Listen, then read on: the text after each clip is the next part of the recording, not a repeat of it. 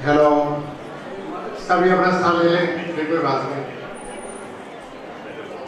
रिजेश्वर जी का बहुत बहुत स्वागत अभिनंदन। सभी अपना स्थान पे ले लें 15 मिनट के लिए।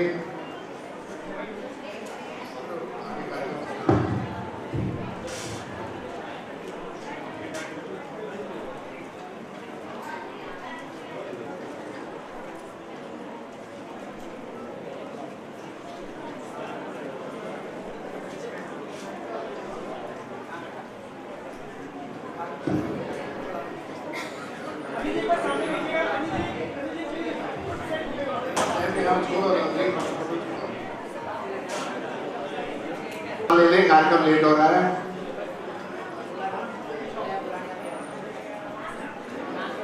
फोटो भी बाहर हो जाएगी जब जाएगी गेट के बाद। तो सभी बैठ जाए प्लीज।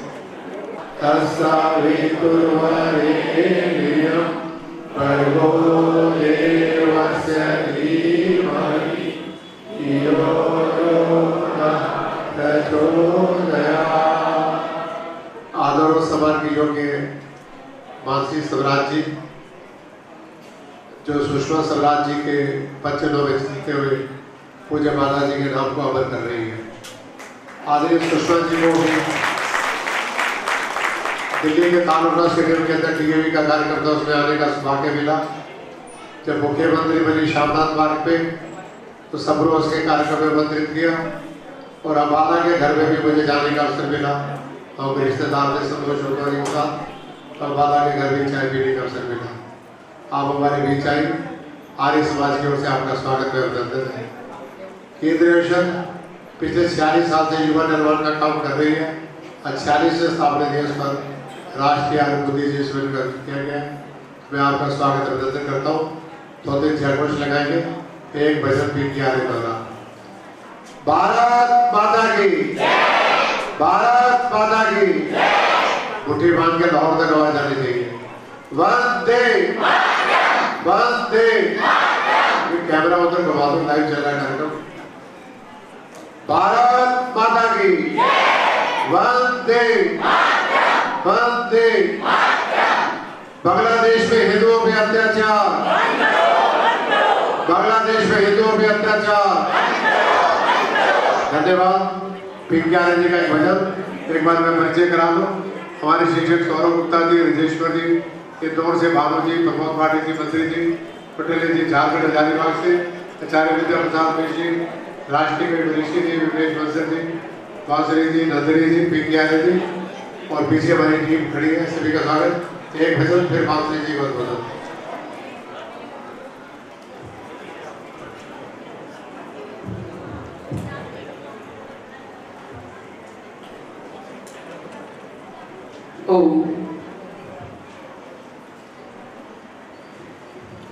बांसुरी जी कि कितने कितने उच्च पद पर और कार्यक्रमों में हम भाग लेते हैं। तो उन्हीं पे एक बहुत ही प्यारा गीत है स्वामी दयानंद जी पे। इसमें इनके जितने भी अनुयायी हैं उनका जिक्र है।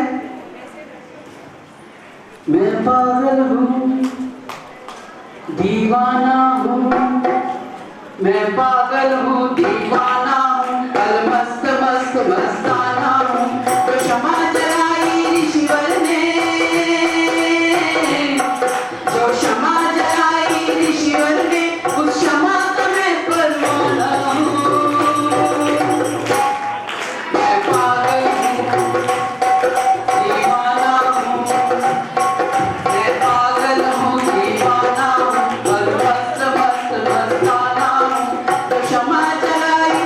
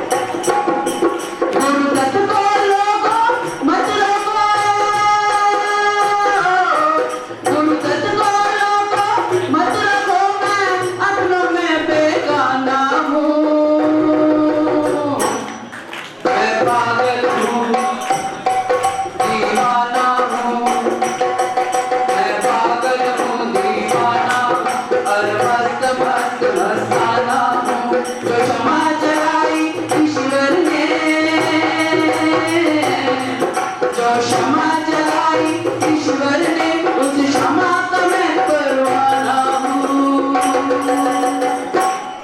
मैं पागल हूँ दीवाना हूँ।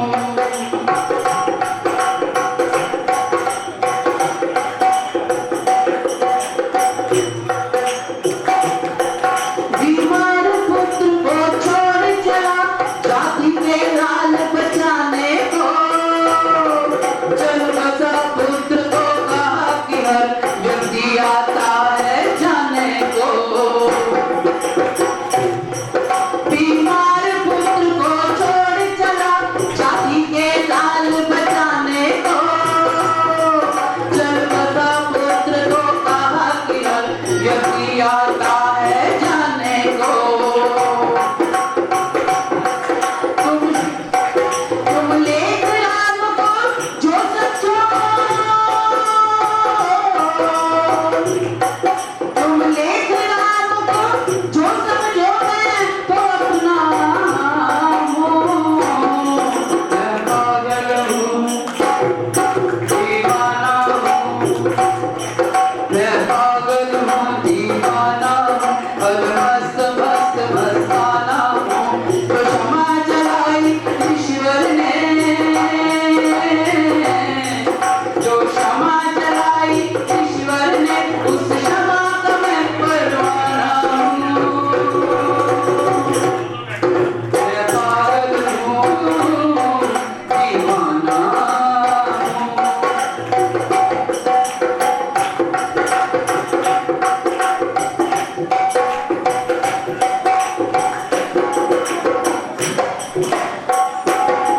जिसने सारी शंकाओं से मेरा पीछा छुड़वाया है, उस देव दयानंद ईश्वर ने सदानंद मुझे बनाया है। जिसने सारी शंकाओं से पीछा मेरा छुड़वाया है, उस देव दयानंद ईश्वर ने सदानंद मुझे बनाया है। मैं उसी ऋषि के चरणों में, मैं उसी ऋषि के चरणों में एक छोटा सा नजराना हूँ। मैं पागल हूँ दीवाना हूँ। मैं पागल हूँ दीवाना हूँ और मस्त मस्त मस्ताना हूँ। तो क्षमा जलाई ईश्वर ने, जो क्षमा जलाई ईश्वर ने उस क्षमा का मैं परवाना हूँ। मैं पागल हूँ दीवाना हूँ।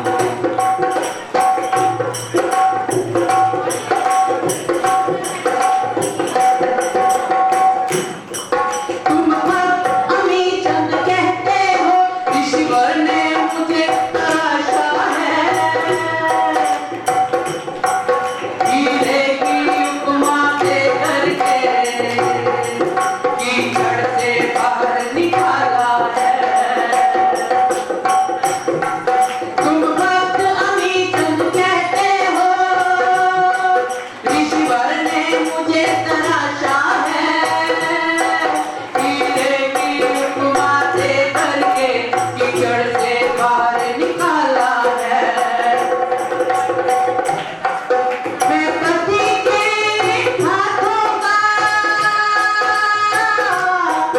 मैं पति के हाथों का एक लिखा हुआ अफसाना हूँ। मैं पागल हूँ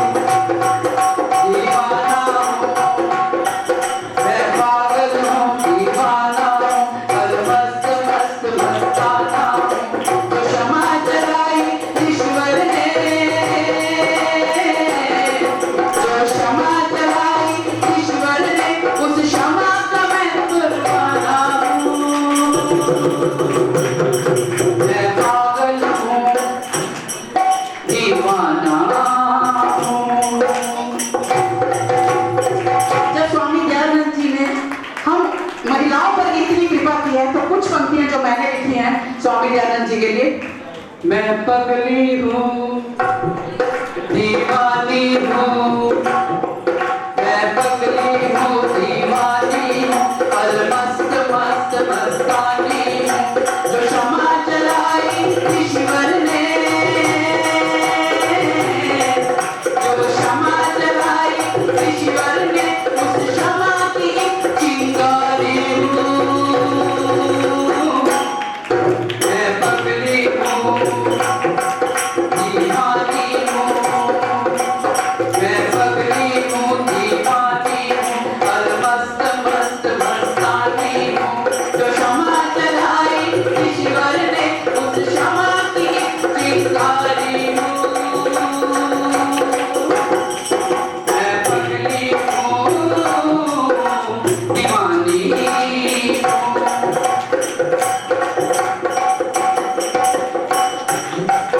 ईश्वर ने हमें उभारा है, नारी शक्ति को बढ़ाया है, रोका है बाल विवाह तो विधवा विवाह करवाया है। ईश्वर ने हमें उभारा है, नारी शक्ति को बढ़ाया है, रोका है बाल विवाह तो विधवा विवाह करवाया है। उस ऋषि के पावन चरणों में, उस ऋषि के पावन चरणों में मैं नमन करती हूँ। मैं पगली हूँ, दीवानी हूँ, मैं पगली हूँ, दीवानी हूँ, अलमस्त मस्त मस्तानी हूँ, जो क्षमा चलाई ईश्वर ने, उस क्षमा की चिंगारी हूँ। बहुत बहुत बहुत बहुत धन्यवाद। जवाब देंगे आनंद जी। आज के समारोह की मुख्य अतिथि आदरणीय बांसी स्वराज जी से प्रार्थना करूंगा अपने उद्बोधन मार्गदर्शक आस्था जी, रोहित जी और राधा भारद्वाज कुश्ती से आ जाए, एक स्वागत कर दें। मंत्रियों की माला दे दें, पंडित जी आइए। मंत्री जी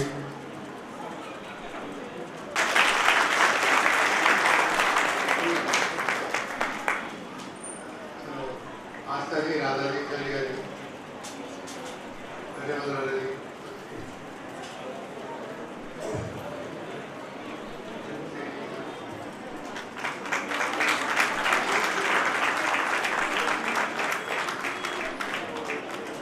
बांसुरी जी का उद्बोधन मार्गदर्शक स्वागत में का नारा जो बोले वंदे आदरणीय बांसुरी जी। भारत माता की। आदरणीय अनिलानी जी, महेंद्र भाई, मदन वर्मा जी, एच.एन. मिथरानी जी, प्रमोद पाठक जी, राजेंद्र आर्य जी, मेरी प्यारी बड़ी बहन नंदिनी जी, हम सबकी दूसरी प्यारी बड़ी बहन मोनिका जनेजा जी, मोदी जी के सिपह सलार, हमारे जिला के जिला अध्यक्ष मेरे बड़े भाई राजीव राणा जी, और मेरी पूरी जिले के पदाधिकारीगण जो मेरे बड़े भाई भी और कोने में छुप रहे हैं, यहाँ उपस्थित गणमान्य व्यक्ति और इस देश का भावी भविष्य यानी हमारे देश के युवा, आप सभी को 46 स्थापना दिवस की बहुत बहुत शुभकामनाएं। मुझे जब अनिल भाई साहब ने, मैं निमंत्रण नहीं आदेश कहूंगी क्योंकि छोटों को निमंत्रण नहीं आदेश दिया जाता, जब अनिल भाई साहब ने आदेश दिया कि आज आप सबके समक्ष यहाँ पर इस अवसर का भाग बनना है, तो मुझे अपने आप को बहुत सौभाग्यशाली महसूस हुआ। वो इसलिए क्योंकि भाई साहब ये जो युवा है ये केवल इस देश का भावी भविष्य ही नहीं है बल्कि देश का भावी नेतृत्व भी है। मैं जानती हूँ कि वो दिन दूर नहीं जब लाइन में लगकर मैं भी मतदान केंद्र में मतदान करने जा रही हूँ कि आप ही में से किसी को पार्षद, विधायक या सांसद बनाने के लिए।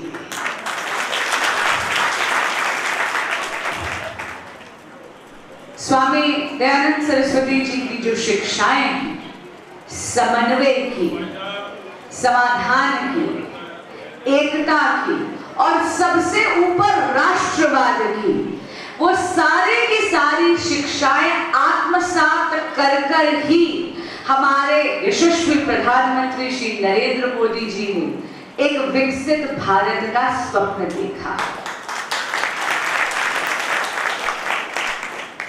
यदि स्वामी जी नहीं होते तो मैं जानती हूं कि इस कलयुग में कहीं ना कहीं वेद लुप्त हो जाते, लेकिन ब्रह्म ज्ञान को लोगों तक पहुंचाने का सुकार्य अगर किसी ने करा है तो स्वामी जी ने करा है।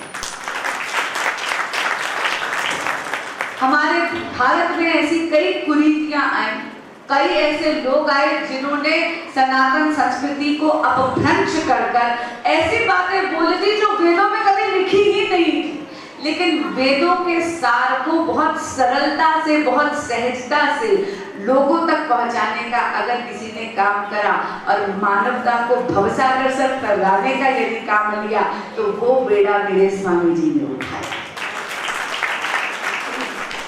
आज आपके समक्ष आई हूं तो देश के युवा को इतना जरूर कहूंगी कि बेटा नरेंद्र मोदी जी ने जो 2047 यानी 2047 तक जो विकसित भारत की वो बात करते हैं, ये सपना नहीं है, ये संकल्प है और इस संकल्प को सिद्धि तक लेके जाना है। आप इस संकल्प के कर्ता भी हैं और आप इस संकल्प के लाभार्थी भी हैं। याद रखिएगा, विकसित भारत का अर्थ क्या है? विकसित भारत का अर्थ ये है कि भारत एक विश्व गुरु उभर कर दुनिया के सामने आए। और ये जो आधुनिकता की हम बात करते हैं तो विकसित भारत का अर्थ ये नहीं है कि हम केवल आधुनिकता का हाथ अपनाते अपनाते हमारे पुराने ट्रेडिशंस यानी हमारी संस्कृति का दामन छोड़ दे। और इसीलिए नरेंद्र मोदी क्या कहते हैं? विकास भी और विरासत भी। विकास और विरासत एक ही सिक्के के दो पहलू हैं। इसका एक बहुत छोटा सा उदाहरण देना चाहूंगी।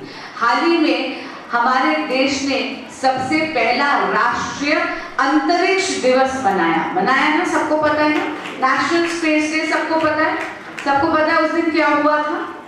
चंद्रयान 3 ने लैंडिंग करी थी और भारत चंद्रयान 3 से पूरे विश्व में पहला देश बना जिसने जाकर चंद्रमा के दक्षिण ध्रुव पर जाकर तिरंगा फहराया।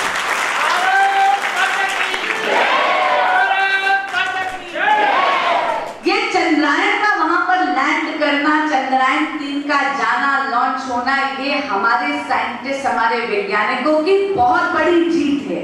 ये देश की तकनीक को आगे लेके गया, हमारी रिसर्च एंड डेवलपमेंट, हमारी एजुकेशन, हमारी शिक्षा की बात करता है। विकास, लेकिन साथ में विरासत देखो। जहां पर चंद्रयान 3 लैंड हुआ उस पॉइंट का नाम क्या है? शिव शक्ति पॉइंट। क्यों?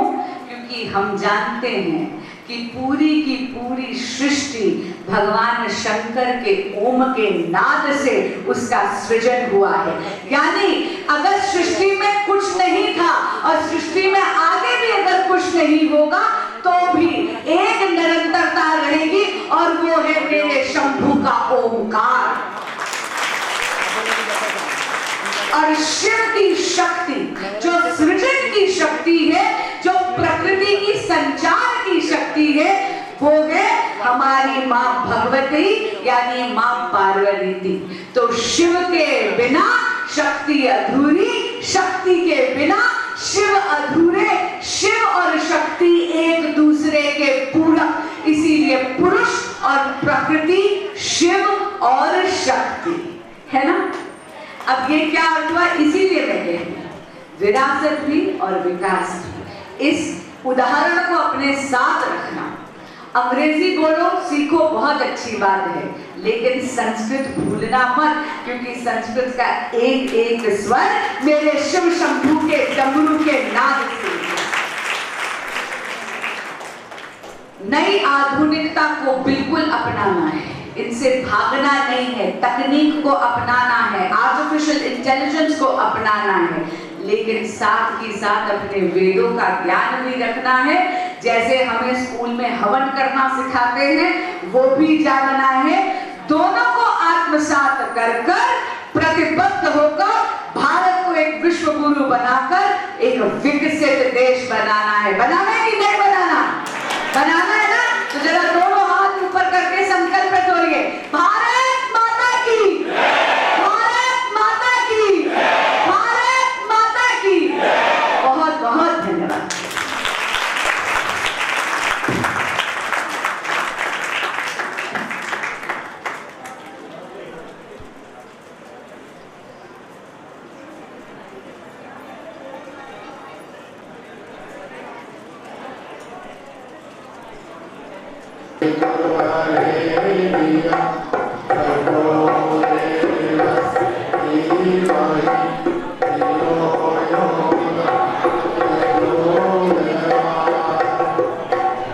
आदरणीय भाई राष्ट्रीय कवि शास्त्रोत्तर बरीसी से प्रार्थना करूंगा 20 ओम।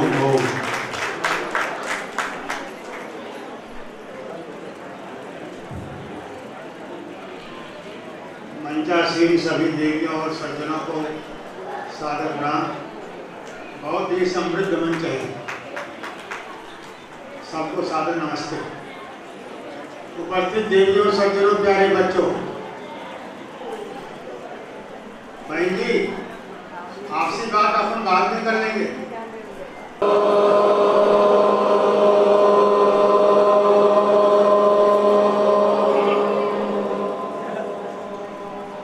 कौन भोगवाद से जो विश्व को बचाएगा, कौन भोगवाद से जो विश्व को बचाएगा, पाप पुण्य क्या है ये अंतर कौन सिखाएगा। मानवीय रोग का तो एक ही इलाज है, जग को जगाने वाला आर्य समाज है, जग को जगाने वाला आर्य समाज। देवियों और सज्जनों, अभी अभी कुछ मिनट पहले आपने श्रवण किया कि शंकर जी के डमरू से भाषा निकली। अच्छी बात है, सुनने और कहने में अच्छा भी लगता है। और वह भला क्यों ना कहीं, जब पूरे देश के सारे अध्यापक यही बताया करते हैं, यही बताते हैं ना कॉपरेटिव जी, तो इसमें कमी कहाँ रह गई हमारे प्रचार और प्रसार की। इसलिए मैं कहता हूँ, आज राष्ट्रीय बुद्धिजीवी सम्मेलन परम आदरणीय डॉक्टर अनिल आर्य जी के संयोजन में हो रहा है। तो पहली बात तो ये कि भाई गुरुकुलों का और आर्ष विद्या के पठन पाठन का प्रचार और प्रसार होना चाहिए, ताकि जिस तरह से बंदरों से मनुष्य बना, एकदम ऐसी ही कुछ फिलॉसफी है कि शंकर जी के डमरू से भाषा निकली आयु ना। अब मैं उस ओर नहीं जाता भाषा विज्ञान की ओर, लेकिन इसका जवाब पंडित बुद्ध विद्यालंकार जी ने एक मंच पर दिया था। मैं उस ओर नहीं जाता, समय नष्ट होगा, पर इशारे में मैंने आपको बता दिया। देवियों और सज्जनों, आज अपना राष्ट्र नाना प्रकार की विपरीत और विषम परिस्थितियों से गुजर रहा है। इस देश का मुसलमान जानता है कि हमको क्या करना है और वो कर रहा है। इस देश का ईसाई जानता है कि हमको क्या करना चाहिए और वो कर रहे हैं। भाई कौटिल्य जी ने जब कहा अपने उद्बोधन में, तो इनके कार्य के लिए जहाँ सिंसियरस्ट एप्रिसिएशन हम रिकॉर्ड करते हैं, वहीं पर प्रेरणा और सबक भी लेते हैं कि आखिर हमें करना क्या चाहिए। आज युवक परिषद एक जीती जागती संस्था है, क्रांति और शांति दोनों को साथ लेकर के चलते हैं। और ईश्वर से यही प्रार्थना है कि श्री अनिल जी कम से कम 100 वर्ष तक तो जवान बने रहे, कम से कम। इनका उत्साह कभी कमजोर नहीं होना चाहिए। वेद की बात भी लोकप्रिय सांसद महोदया कर गई है, कितनी अच्छी बात उन्होंने कही। और किस महान मां की वो बेटी, वो इनकी महान मां मुझे भैया बोलती। और हम जाते थे तो ये बिटिया थोड़ा मोटापे से ग्रस्त थी और आज भी चुस्त फुर्त और लोकसभा के सदस्य के रूप में देख करके हम सब बड़े गौरवान्वित हैं। तो मैं निवेदन ये कर रहा हूँ कि शंकर जी और पार्वती, जो पर्वत की पुत्री है वो पार्वती है, और शंकर की चर्चा में मूल शंकर के मंच पर मैं एक निवेदन करना चाहता हूँ अपने विषय से, आज के विषय से हट करके। देवियों और सज्जनों, ये बुद्धिजीवी सम्मेलन है। आओ, सादर नमस्ते। आदरणीय ठाकुर विक्रम सिंह जी आ गए, मैं आपको सादर प्रणाम करता हूँ। माननीय चौहान साहब, मैं कितना भाग्यशाली हूँ कि आपका स्वागत करने का मुझे इसको अवसर मिला। देवियों और सज्जनों, एक बार ताली तो बजा दो। ये गौरव महापुरुष हैं, ये ताली कमजोर नहीं करनी चाहिए। धन्यवाद।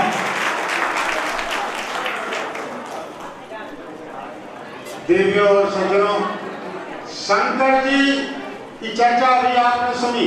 अब शंकर जी का चित्र देखिए और विचित्र बात मुझसे श्रवण करिए। देखिए, शिव शब्द का अर्थ है कल्याण करने वाला। आज समाज का जो उद्घोष है और आज योग परिषद का ये पवित्र संदेश है, अगर कोई चाहता है अपना कल्याण और उद्धार, अगर कोई चाहता है अपने सपनों को साकार करना, अगर कोई चाहता है अपनी मंजिल को हासिल करना, तो उसका तरीका सुनो। शंकर जी की आकृति बताते हैं। अभी अभी सांसद महोदय ने कहा कि मेरे भोले बाबा का डमरू और उसका ओम, और चित्र उसको देखो, ओम की ध्वनि को, उसके उद्घोष की हम सराहना करते हुए ये निवेदन करते हैं। शंकर जी का चित्र देखो, हर चित्र देख करके चरित्र को समझो। सांप गले में लिपटे हुए हैं, क्या अभिप्राय है इसका? सांप बैल की सवारी है, क्या मतलब है इसका? त्रिशूल गड़ा हुआ है, क्या मतलब है इसका? सारे देवी देवताओं की अलग अलग मिठाइयां होती हैं, लेकिन शंकर जी को केवल बेल की पाती और गंगा का जल। क्या कारण है इसका? जितने भी चित्र हमारे पौराणिक जगत में हैं, 3000 साल से कोई पुराना जगह नहीं है। यदि आपको जरा भी अविश्वास हो तो ASI में आप RTI डाल करके पूछ सकते हैं। मैं निवेदन करना चाहता हूं, शंकर जी के गले में जो सांप है वो इस बात का संदेश देता है कि है ऊर्जा से भरपूर नौजवानों, संसार में कई तरह के लोग होते हैं। कुछ लोग ऐसे होते हैं जिनकी 2 जीभें होती हैं, सांप के 2 जीभ होती है। तो सामने कुछ कहते हैं, पीछे कुछ कहते हैं। सामने कहते हैं ठाकुर साहब आप बहुत अच्छे हो, आप भामाशाह हो, आप गांधी हो, आपके चरण की धूल हम नहीं है, आपको प्रणाम करते, नमन करते। पीछे से पता नहीं क्या क्या कहानियां करते हैं, कुछ ऐसे लोग होते हैं। तो ये 2 तरह की जीव रखने वाले मनुष्य की शकल में जो सांप हैं, इनको गले से लपटाओ, इनके साथ ज्यादा बात विवाद संवाद मत करो। आपका समय नष्ट होगा, आपका पैसा खर्च होगा और आप बिना मतलब लक्ष्य से विहीन हो जाओगे। त्रिशूल, त्रि से 3 बना, शूल माने कांटा, 3 शूल को काट दो। अगर चाहते हो शिवत्व को प्राप्त करना, डिक्शनरी चेक कर लेना। शिव का मतलब है कल्याण करने वाला, उद्धार करने वाला। तो शिव का जो देश है सारी, और सारे देवी देवताओं को सजाया जाता है, संवारा जाता है, गहने पहनाए जाते हैं, लेकिन शंकर जी को क्या धूल बभूत रगड़ी जाती है, योगी का दृश्य बनाया जाता है। तो सफलता योगी बनने में होगी, भोगी बनने में नहीं होगी। और तीनों शूलों को गाड़ देना होगा। तीसरा नेत्र, ये ज्ञान का चक्षु है। अन्य अनेक भी जो निशानियां हैं, सबका कोई ना कोई सिग्निफिकेंस है। तो विषय लंबा हो जाएगा, इसलिए मैं उस ओर नहीं जाता। लेकिन आरंभ में ही कौटिल्य जी की बातों को सुन करके चिंतन करते करते मैंने नोट किया है, जिसको जरा भी विश्वास हो भारत सरकार से RTI डाल करके पूछ ले। सरकारी अस्पतालों में, आदरणीय ठाकुर साहब, सरकारी अस्पतालों में रोज बच्चे, प्राइवेट हॉस्पिटल, नर्सिंग होम, घरों को छोड़ दीजिए, केवल गवर्नमेंट हॉस्पिटल्स का आंकड़ा है ये, रोज हिंदू पैदा हो रहा है 3337 बच्चा रोज हिंदू पैदा हो रहा है गवर्नमेंट हॉस्पिटल्स में, पूरे देश का। ईसाई पैदा हो रहा है 1222, सिख पैदा हो रहे हैं 1117, लेकिन रूह कांप जाती है, रोंगटे खड़े हो जाते हैं पढ़ करके। मुस्लिम रोज पैदा हो रहा है 58,167। ये सरकारी रिकॉर्ड है। मैं इतनी भी दावा विनम्रता के साथ कर रहा हूँ, आप क्या जाकर के स्वास्थ्य मंत्रालय में आप पूछ सकते हैं, सेक्रेटरी को पूछ करके। तो आप बताइए, और प्रजातंत्र में सबसे बड़ी ताकत संख्या का बल होता है। आपकी परसेंटेज पॉपुलेशन लगातार घटती जा रही है। 20-25 साल बाद वो राज करेंगे। आपकी महंगी महंगी कोठियां आपकी नहीं रहेगी, आपका बैंक बैलेंस आपका नहीं रहेगा। याद रखिए, कोई बहुत दिन नहीं हुए, कोई शताब्दी नहीं बीत गई जब पाकिस्तान बना, जब लोग दुख हुए बच्चों को यहाँ तक कि मूर्त तक पिला करके जिंदा लेकर के आए हैं। ऐसे बुजुर्ग आप भी अपनी आंखों की कहानी सुनाते हैं। जिसको विश्वास ना हो मुझसे संपर्क करो, मैं उन बूढ़े व्यक्तियों को आपसे मिलाऊंगा जो ये कहानी बताते हैं। सुन करके आप धरती खिसक जाएगी पांव के नीचे से। तो याद रखिए, अपनी संख्या को बढ़ाने के लिए और शुद्धि आंदोलन को तेज करने के लिए, पॉलीगमी को बंद कराने के लिए जब तक आगे नहीं आएंगे तब तक आज युवक परिषद के अधिकारियों आपका उद्देश्य अधूरा है। ऋषि दयानंद ने क्या किया? गद्दे खातिर प्रोफेसर मैक्स मुलर पैदा हुआ जर्मनी में, इंग्लैंड में रहकर काम कर रहा है। ईस्ट इंडिया कंपनी पूरा फाइनेंस कर रही है। दयानंद को तो कोई एक पैसा देने वाला नहीं था। प्रोफेसर ग्रिफिथ जो बनारस में स्कूल के प्राचार्य थे, उनको भेजा यजुर्वेद का भाष्य कंप्लीट। आपको आश्चर्य होगा और आप जानते भी होंगे कि ग्रिफिथ ने पढ़ करके कहा, अरे अगर इसका प्रचार हो गया, छप गई, तब तो इस देश में ईसाइयत बहुत दिन नहीं टिकेगी। और ग्रांट नहीं मिली एक पैसा, पर किसी तरह से एक प्रकार यजुर्वेद छपा। तो मैं निवेदन ये कर रहा था कि स्वामी दयानंद जी महाराज ने चिट्ठी लिखी प्रोफेसर मैक्स मुलर को, पत्र व्यवहार हुआ। स्वामी जी मैक्स मुलर को सर मोक्ष मुलर लिखते हैं, मोक्ष मुलर स्वामी दयानंद लिखते हैं। और मैं डेट्स लेकर के लाया हूँ। इस तरह से कर्नल बोर्डन ने ऑक्सफोर्ड यूनिवर्सिटी में 15 अगस्त 1811 को बोर्डन चेयर की स्थापना करी संस्कृत पढ़ाने के लिए। लेकिन वहाँ से एक डिक्शनरी निकली है, वो डिक्शनरी है इंग्लिश संस्कृत डिक्शनरी। उसके प्रीफेस में, इंट्रोडक्शन में ये लिखा हुआ है कि यदि ये बोर्डन चेयर अपना काम ठीक से कर पाई तो भारतवर्ष जो है ईसाइयत में परिवर्तित हो जाएगा, इससे बहुत समय नहीं लगेगा। ये उस डिक्शनरी के इंट्रोडक्शन में लिखा हुआ है। इसी तरह से आप देखिए 9 दिसंबर 1867 को मैक्स मुलर ने अपनी पत्नी को चिट्ठी लिखी और उसकी पत्नी ने एडिट करके letters of professor F Max Muller करके किताब छपवाई। उसके 117 नंबर पेज पर 9 दिसंबर 1867 को प्रोफेसर मैक्स मुलर ने पत्र लिखा है। डियर डार्लिंग करके नीचे लिखना शुरू करता है कि यदि अब भी भारत ईसाइयत में कन्वर्ट नहीं हुआ तो ये कसूर किसका होगा? इस तरह से वो कहता है। और वहां आकर के उन्होंने ऋषि दयानंद की विचारधारा को सुना, समझा, जाना। उसके बाद अपना ध्येय बदल दिया, अपना मंतव्य बदल दिया। और हम अब वो ईश्वर को नहीं मानता था और उसने अपने ड्राइंग रूम में बड़ा बड़ा लिख के लगाया हुआ था, गॉड इज नोवेयर। एक दिन अचानक उसको दिल में फीलिंग्स आई। उसने अपने स्टूडेंट को कहा, मुझे लगता कुछ होगा, अब बहुत दिन नहीं रहूंगा। विद्यार्थी चिंतित हुआ, कहने लगा, सर मेरी थीसिस जमा हो जाने दो, मेरा काम हो जाने दो। और फिर गुरुदेव आपको कोई भेजना नहीं चाहता, आप कहीं जाना नहीं चाहते।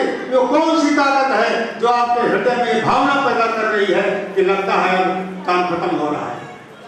ये क्लिक कर गई उसके दिल और दिमाग में। उसने कहा बिल्कुल ठीक है, वेरी नाइस, ये फोटो कर। जहां लिखा हुआ था गॉड इज नोवेयर, तो प्रोफेसर खुराना ने कहा बेटा एक काम करो, वेयर का डब्ल्यू नो के बगल ले आओ। तो क्या बन गया? God is nowhere, God is nowhere, where में क्या डब्ल्यू, नो के बगल लगाओ, गॉड इज नोवेयर। इस तरह से जब कभी ये बुद्धिजीवी सम्मेलन है, परम पिता परमात्मा ने सबसे टॉप पर क्या बनाया? आप विचार करके देखना, जितने भी जीव जंतु आपको दुनिया में देखे हुए हैं, जितने भी आप जानते हैं, सबका सिर या तो बराबर होगा नहीं तो नीचे होगा। टॉप पर ब्रेन केवल मनुष्य को बनाया भगवान ने, वो किस लिए? ये इंडिकेटिव है इस बात का कि टॉप प्रायोरिटी पर इसको यूटिलाइज करो। यही आज समाज करता, यही आज समाज करता। पहले इसको सोचो, बाकी इसका उपयोग करो, बाकी सारे अंग नीचे हैं, देखना बाद में, पहले सोचो। अरे खाना बाद में, पहले सोचो। लोग पिला रहे हैं मुफ्त, पीना बाद में, पहले सोचो। मस्तिष्क का उपयोग पहले करता है। यह है महर्षि दयानंद के पथ पर चलने वाला पथिक, यह है आज समाज जो सोचता। मेरे मित्र प्रोफेसर रतन सिंह गाजियाबाद में थे, उन्होंने हमें किसी संस्कार के लिए बुलाया। उसके बाद एक सनातन धर्म सभा में बहुत बड़ी सभा थी, दिन जन्माष्टमी का था, कई साल पुरानी बात है। दर्शन शास्त्र के विद्वान महात्मा अमर स्वामी के दामाद, उनका मिस्त्री चलो हमारे साथ, उन्होंने कहा चलो जी। तो वहां पर सनातन धर्म के कमेटी के प्रधान ने कहा, एक बात हमारी समझ में नहीं आती, आप लोग साल भर तो नाम कृष्ण का लेते हैं, जरा सभी नहीं पूछते, लेकिन एक दिन जन्माष्टमी के दिन सारे गुणगान कर डालते हो, हम लोग पीछे हो जाते हैं, योगेश्वर बताते हो, क्या क्या बताते हो। प्रोफेसर रतन सिंह मुस्कुराए और उन्होंने कहा, देखो भाई, मेरा नाम रतन सिंह है, अगर कोई मुझे सारे साल रोजाना 365 दिन कहे रतन सिंह चोर है, रतन सिंह हरामी है, रतन सिंह हुक्का पीता है, रतन सिंह सिगरेट पीता है, रतन सिंह झूठ बोलता, रोज याद करे और इन शब्दों में याद करे। और दूसरा व्यक्ति है जो साल में एक बार याद करता है मेरे जन्मदिन पर और कहता है रतन सिंह जी बहुत अच्छे आदमी, सत्य बोलते हैं, सही बात करते हैं, निर्भीक हैं, आर्य परंपरा के संवाहक हैं। तो मुझे बताओ, मेरा दिल किसकी सराहना करेगा? जो मुझे रोज याद करता है, गालियां देता है उसको, या जो मुझे साल में एक दिन याद करता है और वो मेरी सराहना करता है, मेरे गुणों की बखान करता है उसको? तो आज समाज वो होता है जो पहले मस्तिष्क का उपयोग करता है। ऐसा ही सम्मेलन भाई बहन जी हंसराज कॉलेज में मेरे मित्र डॉक्टर प्रशांत वेदालंकार ने आयोजित किया था कई साल पहले। मुझे उसकी स्मृति याद है, मैं विषय से बहक जरूर गया हूँ। मैं शंकर जी की पूरी आकृति का सिग्निफिकेंस बताने वाला था, क्योंकि जब कानों में बांसुरी बिटिया की आवाज सुनाई पड़ी तो फिर मुझे याद आया कि शंकर जी की प्रतिमा का असली मंतव्य क्या है। कोई आर्टिस्ट कोई चित्र बनाता है, उसका कोई मकसद होता है, उस मकसद को हमने भुला दिया। उसमें क्या अंडरस्टूड है उसको हमने खोजने की कोशिश नहीं की, हम उसको ही अगरबत्ती दिखाते रह गए और उसकी ही आरती उतारते रह गए। सोचा कुछ कल्याण होगा, पर ऐसे तो कुछ नहीं होगा। परम पिता परमात्मा करे आर्यों की शक्ति बढ़े, भाई अनिल आर्य जी स्वस्थ रहें, दीर्घजीवी हों, और ये जो कुल वधू है इस महान खानदान की सबरा परिवार, ये भी स्वस्थ रहे। क्या जादू है आपकी आवाज, कैसा भजन बोलती, भजन भी सुनाती हैं इनको और भोजन भी कराती हैं इनको। तो इसलिए अद्भुत अद्भुत भाग्यशाली हैं ये। जाने से पहले अनेक भाष्यकार आए, लेकिन कुछ बात बनी नहीं। मैक्स मिलर ने आर्य समाज लंदन के प्रधान के नाम 7 जुलाई 1888 को 7 जुलाई 1888 को एक चिट्ठी लिखी थी, और उसमें मैक्स मिलर ने जो गुणगान आर्य समाज का किया था वो अद्भुत है। उसकी चर्चा मैं इसलिए नहीं कर रहा हूँ क्योंकि एडमिनिस्ट्रेटर हमारे दाहिनी ओर खड़े हैं, मैं उनका इशारा समझता हूँ, इसलिए वाणी को विराम देता हूँ। आप सबका बहुत बहुत धन्यवाद करता हूँ और आभार मानता हूँ। धन्यवाद। ओम शांति। बहुत बहुत धन्यवाद आचार्य विद्या प्रसाद जी के। बचपन से आपको देख रहे सुन रहे, आपके पिताजी ने सुना देखा, आप आए तो आए, बहुत बहुत स्वागत अभिनंदन।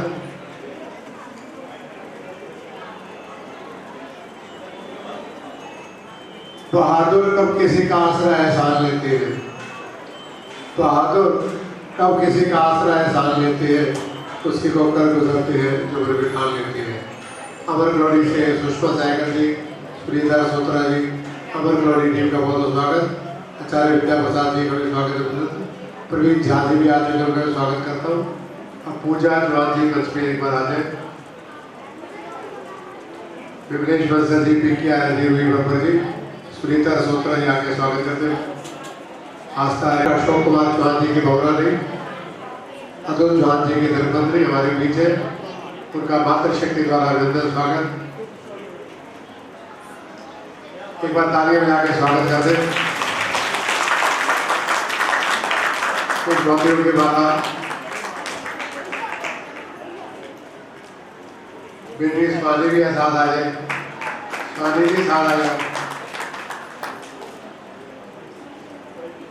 तालियां जोरदार बजाओ ताकि वक्ता को बोलने में नहीं आ रहा।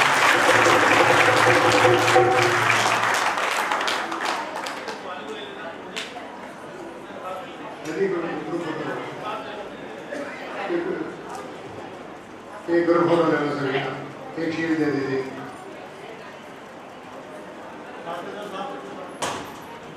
शीट बात है आप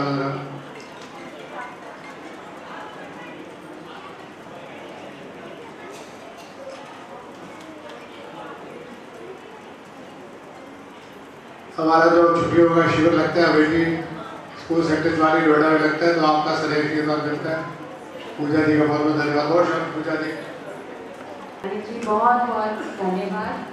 आपको काफ़ी टाइम बाद मैंने देखा है, बट आप वैसे के वैसे ही लग रहे हैं, है ना। तो शायद आर्य समाज में इतना काम कर रहे हैं, इसकी वजह से आप जो है हर बार यहाँ करते हैं, है ना।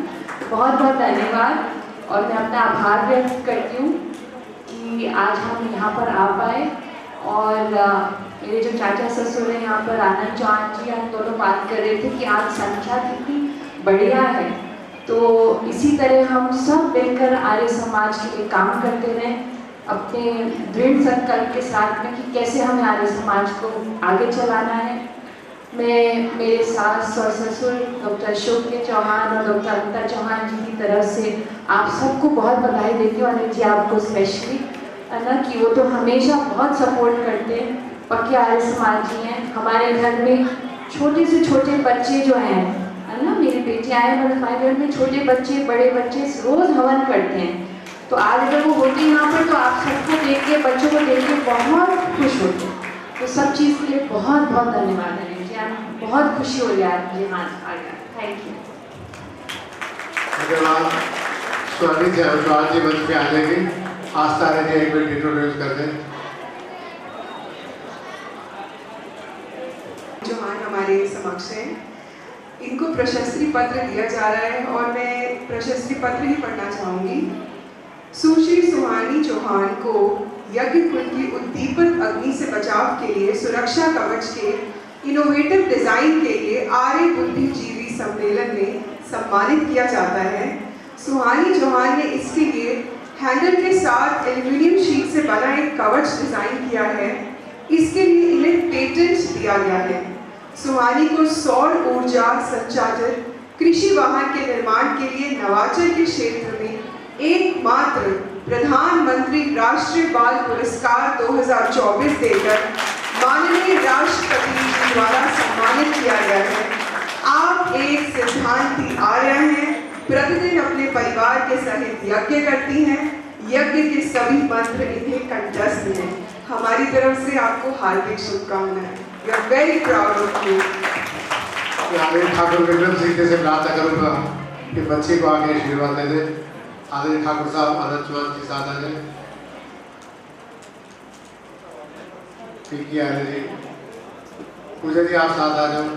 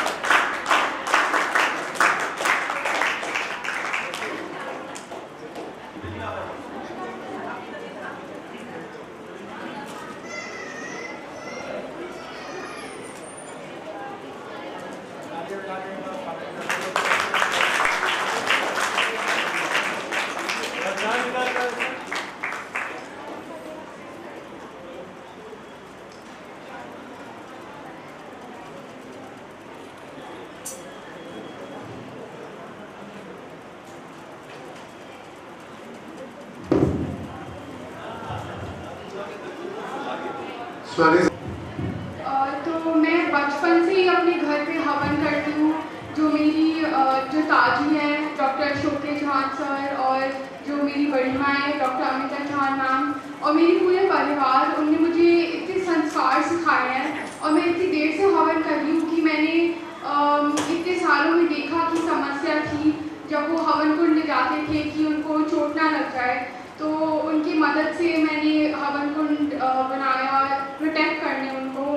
और आई थिंक मुझे आप सबको इधर आज देख के बहुत खुशी हो रही है और मुझे बहुत मज़ा आया इधर, और मैं अनिल आर्या जी को धन्यवाद करना चाहती हूँ मुझे इधर बुलाने।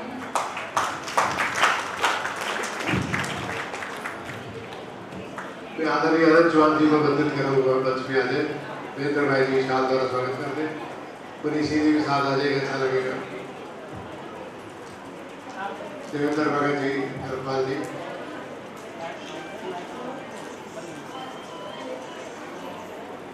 उर्मिला प्रकाश शाल, सीधे दो में अनंत चौहान जी की, अशोक चौहान जी की।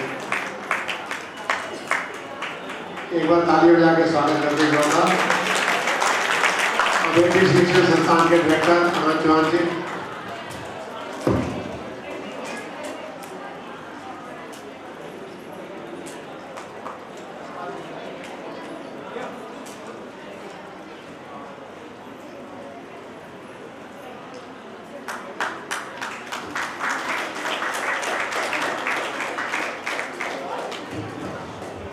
अनंत चौहान जी से प्रार्थना करूंगा अपना आशीर्वाद, शुभकामनाएं, मार्गदर्शन। पिछले लगभग 40 वर्षों से आपका आशीर्वाद मिल रहा है।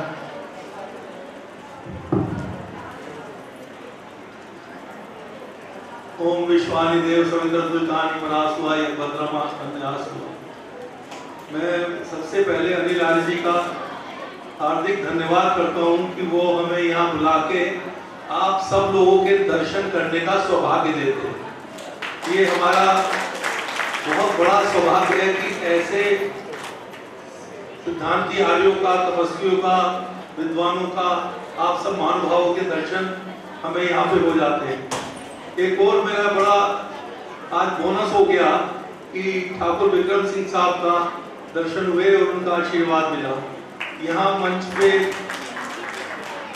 आदरणीय प्रवीण आर्य जी हैं, आचार्य विमलेश जी हैं, महेंद्र भाई जी हैं, तथा हमारे अंतर्राष्ट्रीय कवि मनीषी जी हैं, और इधर हमारे धर्मपाल जी हैं, पूजा जी हैं, और बेटी सुहानी है जिसको अभी इनोवेशन के लिए अवार्ड मिला। इसी 26 जनवरी को ये विशेष गाड़ी में पूरी परेड के साथ थी क्योंकि इसको राष्ट्रपति अवार्ड मिला था इसी इनोवेशन के लिए।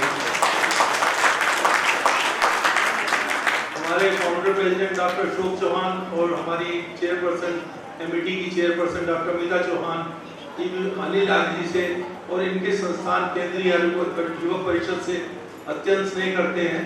एमईटी इंटरनेशनल स्कूल में दर्जनों लोग स्कूल को लेने के लिए, कैंप लगाने के लिए उनसे प्रार्थना करते हैं, उनको अप्रोच करते हैं, परंतु वो केवल और केवल एक व्यक्ति को वो स्कूल देते हैं। बहुत बड़ा 15 एकड़ का कैंपस है, केवल और केवल एक व्यक्ति को वो अपॉर्चुनिटी मिलती है क्योंकि उनके काम अच्छे हैं। वो ये नहीं कि किसी परिचय की वजह से, वो काम बहुत अच्छा करते हैं। तो वो है केंद्रीय आयुर्वेद परिषद के अनिल आर्य जी।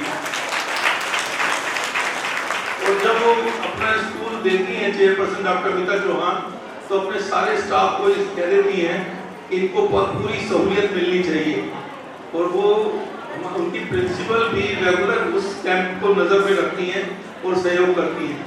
आज केंद्रीय आयुर्वेद परिषद का 46वां स्थापना दिवस है। इसके लिए मैं सभी सदस्यों को, सभी शिक्षकों को, सभी कमेटी मेंबर्स को धन्यवाद करता हूं। मेरा सौभाग्य है कि हम लगभग 46 वर्ष तो नहीं पर मेरे ख्याल 40-42 साल से अनिल जी के साथ जुड़े हुए हैं। और ये इनका काम क्या है कि समाज को जगाते रहते हैं, इतने उत्सव करते हैं और सब बड़े उत्साहपूर्वक होते हैं कि लोगों को एक आत्मचेतना रहती है कि भाई हाँ आर्य समाज है, आर्य समाज काम कर रहा है। ये अनिल जी ने एक अपनी ड्यूटी समझ ली है कि मुझे सबको आर्य समाज को जगा के रखना है। और अभी तो मजे की बात, अच्छी बात यह है कि प्रवीण जी पूरा इनके सहयोग कर रही है और बेटी आस्था भी इनको सहयोग कर रही है। आप सभी को इस 46वें बुद्धिजीवी सम्मेलन और 46वें स्थापना दिवस की पुनः बधाई और हार्दिक धन्यवाद। हमारे डॉक्टर अशोक चौहान जी और हमारी डॉक्टर अमिता चौहान जी की तरफ से भी बधाई और धन्यवाद। और आज आपने पूजा बिटिया का और हमारी सुहानी का सम्मान किया, उसके लिए आपका हार्दिक धन्यवाद।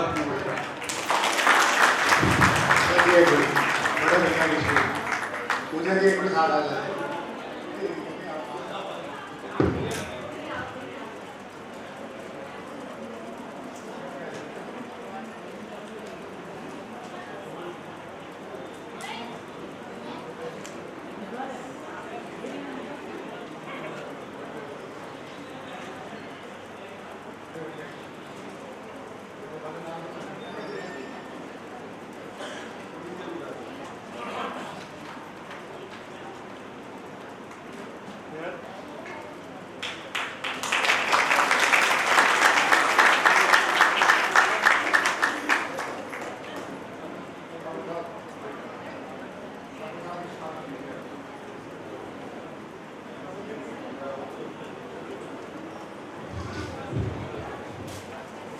आदरणीय ठाकुर विक्रम सिंह जी, संस्थापक राष्ट्रवादी पार्टी, हमारे बीच में है, धामवीर है, विद्वान है, बड़े उद्देश्य है। आपका अभिनंदन। अनंत चौहान जी ठाकुर साहब के शाल द्वारा स्वागत करते हैं। राम कुमार जी दिल्ली प्रदेश के संचालक साथ आ जाए। रवीन आर्य जी भी साथ आ जाएगा। जवाब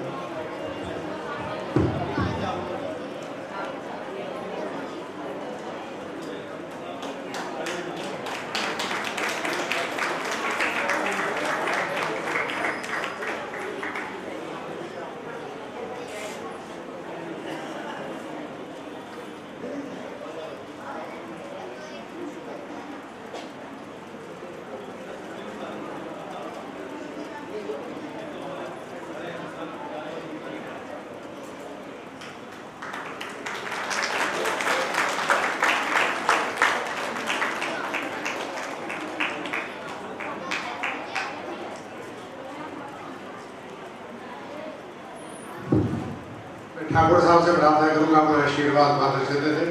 आदरणीय ठाकुर साहब तो ही वक्त हमारे बीच विदेश बसंती और मनीषी थी, जब तक आप सुनेंगे और सुनाएंगे।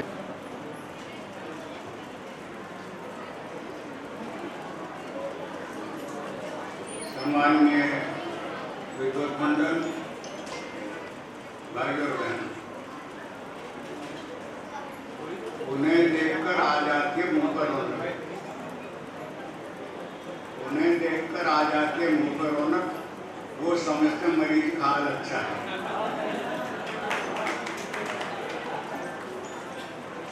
पर सच्ची बात यह है कि मुझे इन सब ने बुजुर्ग बना दिया, पर मैं बुजुर्ग हूं नहीं अभी।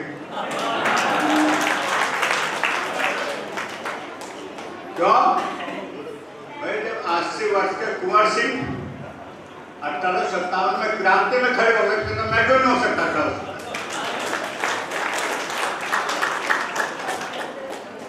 इसलिए भाई आर्य समाज के प्रति मेरा तन मन धन अर्पित है। क्यों? सुनो, प्रसन्नता इसलिए होती, अनिल जी हैं, ये छोटे से बच्चे थे जब मैं आर्य समाज का काम शुरू किया, और मुझे प्रसन्नता होती है ये इतने बड़े होकर इतना काम करें, मेरे से आगे निकल गए हर काम में, इतने सम्मेलन करते हैं, तो इन्हें बधाई देता हूं। दूसरी बात, आनंद जी बैठे हुए, आनंद जी का तो सहयोग आशीर्वाद पूरे परिवार का मेरे साथ है ही, लेकिन मैं तो इनके पिताजी का आशीर्वाद मिला और दादाजी का आशीर्वाद मिला, इसीलिए मुझे बुजुर्ग बना दिया। जब मैं उपदेशक विद्यालय में था, पिताजी आते थे संडे को, हमेशा ठहरते थे, भाई शनिवार को ठहरेंगे और रविवार को आर्य समाज का व्याख्यान सुनेंगे। प्रसिद्ध आर्य समाज आपूर्ति और व्याख्यान किसका? शास्त्रार्थ महात्मा ठाकुर अमर सिंह जी का, पंडित रामचंद्र देवी का, ये आर्य जगत के प्रसिद्ध महात्मा थे दोनों। तो इसीलिए वो आते थे। और उससे पहले कहना भाई छोटे ठाकुर का व्याख्यान जरूर सुन लेंगे, तो मुझे खड़ा कर देते थे, मैं बोलता था। तो ये उपदेश विद्यालय का असर है। और पुराने लोगों की याद आज भी ताजा है। पंडित प्रकाश शास्त्री, शिव कुमार शास्त्री, ये हमारे आर्य समाज के महारथी थे। एक दिन श्री रामचंद्र सहगल जी के घर में बैठे हुए साहब, मैं आर्य समाज डिफेंस कॉलोनी में रहता, प्रातः काल चला जाता सहगल जी के पास, तो तीनों चारों बैठे हुए मथुरा जाना था, गुरु विद्यानंद जी की कुटी का उद्धार करना, इसलिए थे। वहां जब बैठे हुए थे तो 2-3 सोफे पड़े हुए थे। सोफे में देखा तो उसके बटन टूटे हुए थे। फिर काश्मीर जी ने देखा, सहगल जी की ओर देखा, खुश हुआ है दिल मस्जिद वीराना देखकर।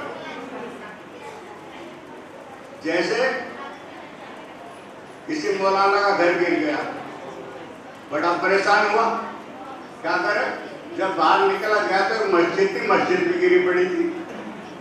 कहना भाई अब कोई चिंता नहीं है, जब खुदा का घर गिर गया तो मुझे क्या। तो सहगल जी कहने लगे, सहगल जी से प्रकाश जी, उनके भी सोफे का बटन टूटा हुआ था, और सोफे का बटन प्रकाश जी के कभी उसका टूटा हुआ था। सहगल जी ने सब सोफे बनवाए थे दोनों। तो कहना खुश हुआ है दिल मस्जिद वीराना देखकर कि हमारी तरफ से खुदा का भी खाना खराब है। कहना अब कोई चिंता नहीं रही है। तो पहले लोग ऐसे हंसी मजाक करते थे, आनंद लेते थे, शेर की तरह रखते थे। पंडित नेहरू प्रधानमंत्री थे, तब से मैं पार्लियामेंट में जाता था, फिर तो बंद कर दिया। तो मुझे पता देश की हालत क्या थी। आजादी से 4 वर्ष पहले मेरा जन्म हुआ, और जब 47 का बंटवारा हुआ, माँ बच्चों को गोद में लेकर छतों पर चढ़ जाती थी, और पुरुष पहरा देते थे, और कहीं से थोड़ी लाइट दिखाई दे जाए, वो आ गए बदमाश, वो आ गए, सब सहम जाते थे।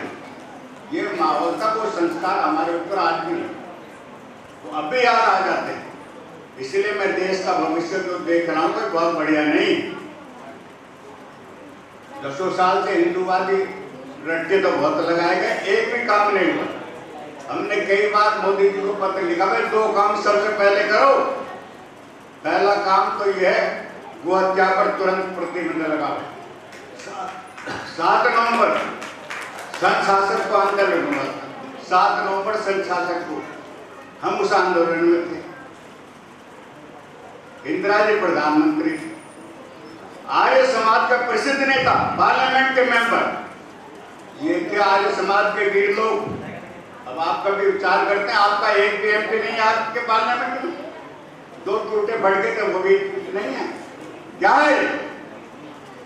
तो इस तरह से अच्छे लोगों को वहां पर भेजो, तभी कुछ होगा। स्वामी रामचंद्र जी का व्याख्यान, हाथ उठाओ किसी ने देखा स्वामी रामचंद्र जी को। अब कुछ लोग हैं भाई, आर्य समाज का वो वीर सन्यासी जिसने पार्लियामेंट में, हम पार्लियामेंट में थे, दर्शक दीर्घा में देखने चले गए, पंडित नेहरू का व्याख्यान हुआ, और मगरमच्छी आंसू बहाए। भाई हम हिंदी चीनी भाई भाई के नारे लगा रहे थे, चीन ने हमारे पेट में छुरा सौंपा है, और वो तैयारी करता रहा, हम पंचशील के सिद्धांत पर चलते रहे। स्वामी रामचंद्र जी खड़े हो गए, कहना जब वो तैयारी कर रहा था तुम क्या कर रहे थे? नमस्ते। जब वो तैयारी कर रहा था तुम क्या कर रहे थे? पार्लियामेंट में सन्नाटा छा गया, और उन्होंने अपने ठेला रखते थे बराबर में, उसमें से एक अखबार निकाला और अखबार को पार्लियामेंट में घुमाया। कहने जब वो तैयारी कर रहा था, पंडित नेहरू उससे पहले वनस्थली विद्यापीठ के फंक्शन में गए थे, और उसमें सांस्कृतिक कार्यक्रम होता है, कार्यक्रम हुआ, पंडित नेहरू लड़कियों के साथ खड़े होकर नाचने लगे थे, और वो फोटोग्राफरों ने फोटो ले लिया। कहना जब वो तैयारी कर रहा था तुम स्टेज पर नाच रहे थे, कौन ये तैयारी की तुमने? ऐसे ऐसे लोग थे, मिट्टी पलीत कर देते थे। अब कोई बोलने वाला नहीं, कोई सुनने वाला नहीं। ऐरे गहरे नट तो खैरे, ऐरे गहरे नट तो खैरे पार्लियामेंट। देखो अब भविष्य आ रहा है खराब, साफ सुन लो, केवल आर्य समाज ही बता सकते हैं। क्यों? 10 साल के बाद यहाँ रहना मुश्किल हो जाएगा। क्या करो? अभी से तैयारी करो।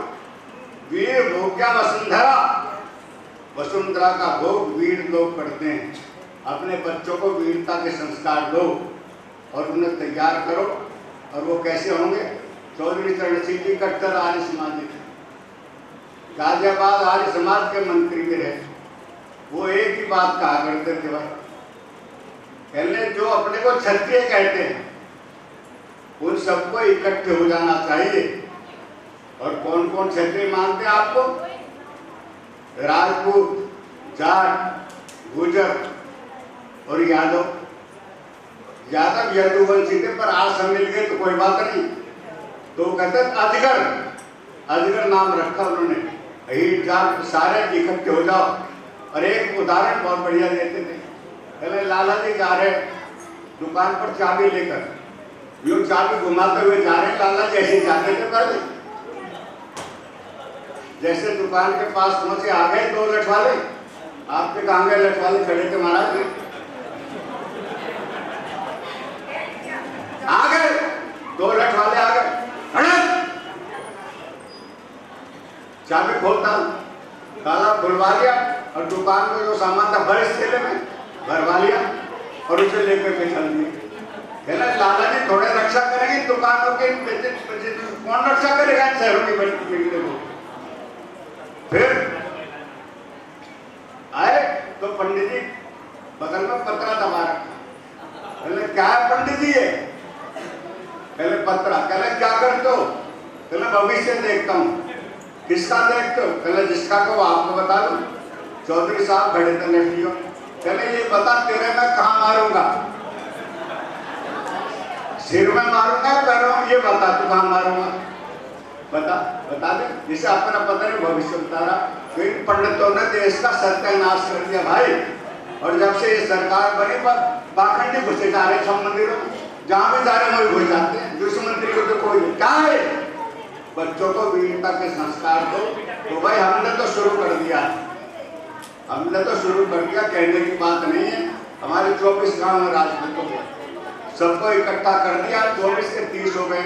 भैया हथियार खरीदो, तगड़े रहो, तुम इस देश की रक्षा करोगे।